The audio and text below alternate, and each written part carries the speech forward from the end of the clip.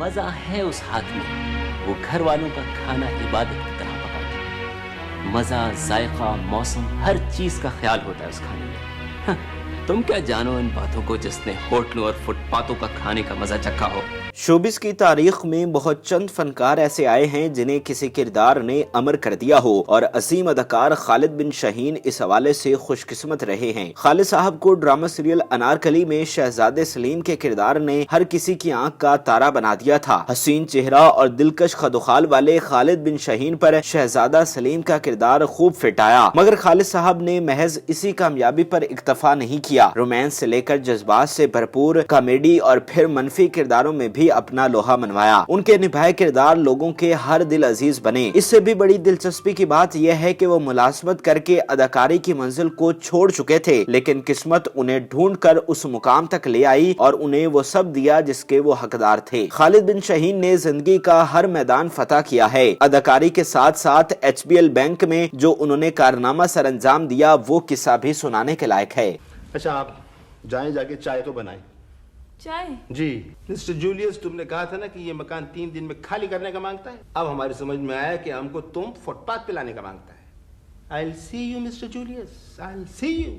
खालिद बिन शाहीन एक ऐसी फैमिली से ताल्लुक रखते थे जहां अदाकारी को सख्त बुरा समझा जाता था, लेकिन दिलचस्प तौर पर खालिद साहब अदाकारी के दीवाने थे। यहां तक कि वो जब 8वीं जमात में थे तो टीवी स्टेशन पहुंच गए। वहां पर मारूफ डायरेक्टर उबैदुल्ला अलीम समेत दीगर शख्सियात मौजूद थीं। उन्होंने खालिद से पूछा कि आप हीरो बनने आए हैं, जिस पर खालिद ने जवाबन हाँ कहा। उनको जवाब मिला कि ना आप बड़ों में आते हैं, न छोटों में, न हीरो हैं न जीरो हैं, लिहाजा जब थोड़े और बड़े हो जाएंगे फिर आप आ जाइएगा, हम आपको हीरो बना देंगे। जब खालिद शाहीन घर पहुंचे तो वालिद साहब तक खबर पहुंच चुकी थी और वो खूब बरहम हुए और तंबीह की कि जब तक तालीम मुकम्मल नहीं हो जाती तब तक आप कहीं और कुछ करने का सोचेंगे भी नहीं। लिहाजा हालात के पेश नजर खालिद शाहीन ने बैंकारी की तालीम मुकम्मल की और मुलाजमत शुरू कर दी। खालिद साहब अदाकारी का ख्याल अपने दिल से निकाल चुके थे क्योंकि अब वो एक मुलाजिम थे, लेकिन बिलाखिर किस्मत उन्हें वहाँ ले ही आई। मुलाजमत के दौरान ही आपको ड्रामा अनारकली में शहजादा सलीम के किरदार की ऑफर हुई। खालिद साहब इस पेशकश को भला किस तरह ठुकरा सकते थे, लिहाजा उन्होंने फौरन इसे कबूल कर लिया। खालिद बिन शाहीन ऐसे खुशकिस्मत अदाकार साबित हुए जिन्हें पहले ड्रामा ने ही शोहरत बख्शी। उन्होंने शहजादा सलीम के किरदार को इस तरह से निभाया कि देखने वाले हैरान रह गए। उनके हुस्न और दिलकश खदुखाल के बायस शहजादे का किरदार उन पर खूब जचा। इस ड्रामा में अनारकली का किरदार ज़ेबा बख्तियार ने निभाया था। ड्रामा के दीगर कास्ट में महमूद अख्तर, रिजवान वास्ती और लतीफ कबाड़िया शामिल थे। भाई आजकल के सलीम भी तो बहुत स्ट्रॉन्ग हो गए हैं, वो भी घुटनों के बल खड़े होकर मोहब्बत नहीं करते। शहजादा सलीम बनना कैसा लगा? तुम लोग जो चाहे कहो, मुझे तो रियली बहुत मजा आया।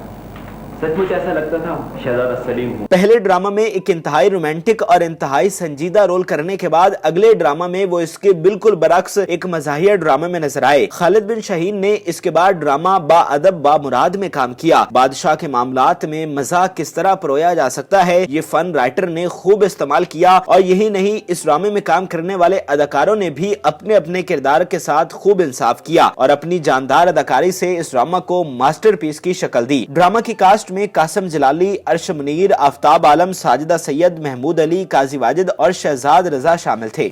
आदा पहली बार सुना है कि एक लोहार भी दानिश्वर हो सकता है। लोहार दानिश्वर नहीं है हजूर वाला, हालात ने दानिश्वरों को लोहार बना दिया है।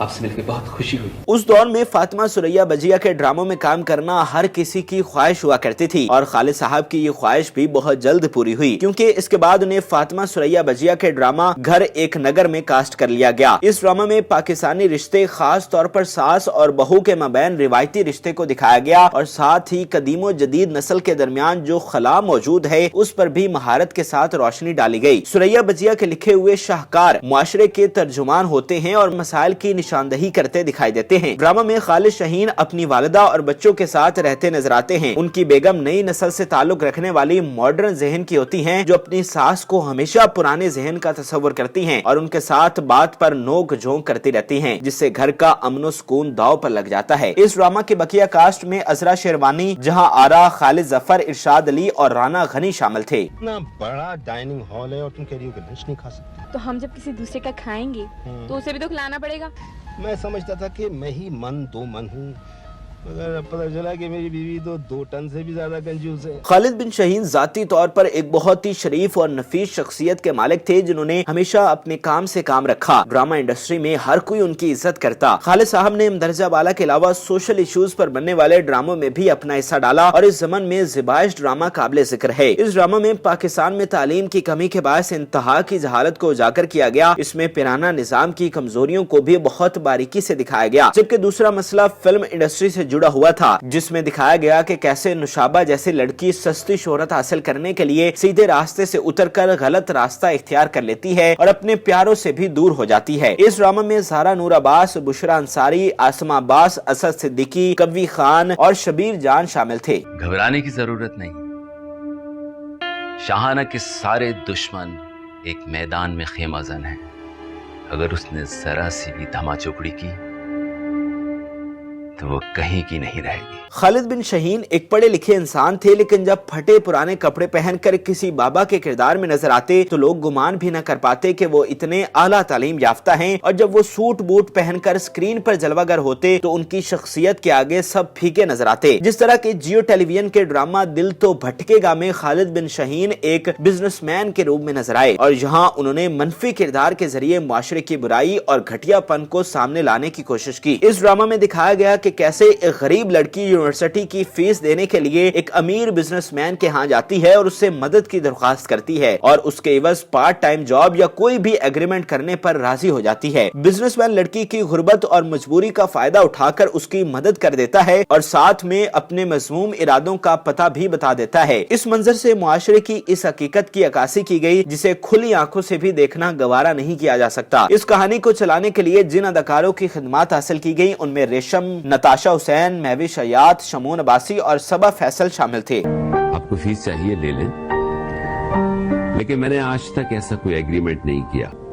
जॉब करनी है या आपके लिए कोई और पैकेज बनाया जाए। खालिद साहब ने एक कामयाब करियर गुजारा है और ड्रामों की जरूरत रहे हैं। उन्होंने जहां ड्रामों में अपने किरदार के साथ इंसाफ किया, वहीं जाती जिंदगी में भी अपने किरदार पर आंच नहीं आने दी। दिलचस्प तौर पर खालिद साहब ने अदाकारी के साथ साथ अपनी मुलाजमत को भी जारी रखा। उन्होंने बतौर बैंकार भी बहुत कामयाबियां समेटी। आपको ये जानकर खुशी होगी कि खालिद बिन शाहीन का शुमार उन लोगों में होता है जिन्होंने HBL के निजाम को बेहतर से बेहतर बनाया। आप मुख्तलिफ अदवार में मुख्तलिफ बैंकों के साथ मुख्तलिफ ओहदों और पोजीशंस पर काम करते रहे और अपनी सलाहियतों का लोहा मनवाते रहे। खालिद बिन शाहीन आजकल बतौर chairman Sindh film censor board काम कर रहे हैं। खालिद साहब जिंदगी के हर मैदान में कामयाबी की एक दरखिशिंदा मिसाल हैं। पाकिस्तान की शोबिज इंडस्ट्री के लिए उनकी खिदमत को कभी फरामोश नहीं किया जा सकेगा। हमारी दुआ है कि अल्लाह ताला उन्हें लंबी उम्र अता करें। नाज़रीन, उम्मीद करते हैं कि आपको हमारी ये मालूमाती वीडियो पसंद आई होगी। मजीद अच्छी वीडियोस के लिए हमारे चैनल को जरूर सब्सक्राइब कीजिएगा और बेल आइकन को जरूर प्रेस कीजिएगा ताकि हर नई आने वाली वीडियो आप आसानी देख सकें। और इस वीडियो से मुतालिक भी कमेंट में अपनी राय से जरूर आगाह कीजिएगा। अब यहाँ क्या लेने आई हो?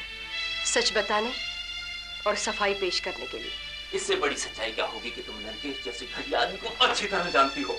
हाँ, जानती हूँ। लंकेश की बाजारी और घटिया बातें सुन के मुझसे बर्दाश्त नहीं हो सका।